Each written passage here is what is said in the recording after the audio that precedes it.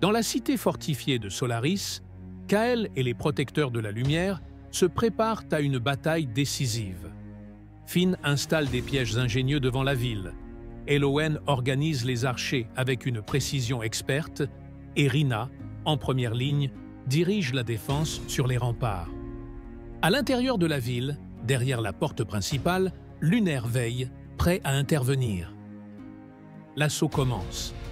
Les pièges de Finn ralentissent les envahisseurs, tandis que les flèches d'Elowen fauchent les rangs ennemis. Sur les remparts, Rina combat avec bravoure, inspirant les soldats par son courage. Mais l'ennemi, implacable, finit par briser la porte principale.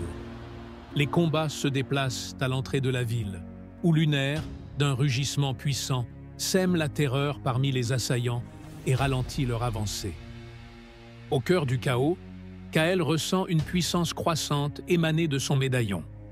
Puisant dans ses dernières forces, il libère une vague d'énergie qui repousse une partie des troupes ennemies, offrant un répit précieux aux défenseurs. Mais l'ennemi n'est pas encore vaincu.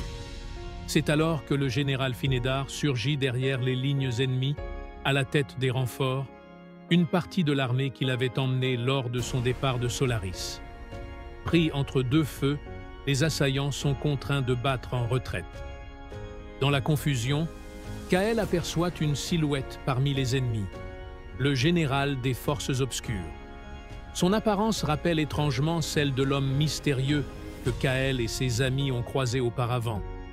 Après la victoire, le roi révèle que le transport de trésors n'était qu'un leurre, un stratagème élaboré avec Finnédar pour exposer un traître parmi ses conseillers. Grâce à leur rôle central dans cette défense héroïque, les protecteurs de la lumière gagnent une reconnaissance éclatante. Mais la célébration est interrompue par l'arrivée de Jorund, un messager venu du nord. Il apporte des nouvelles alarmantes du royaume de Nordurheim. Une menace plane, et Kael et ses compagnons sentent qu'un nouveau défi se profile à l'horizon.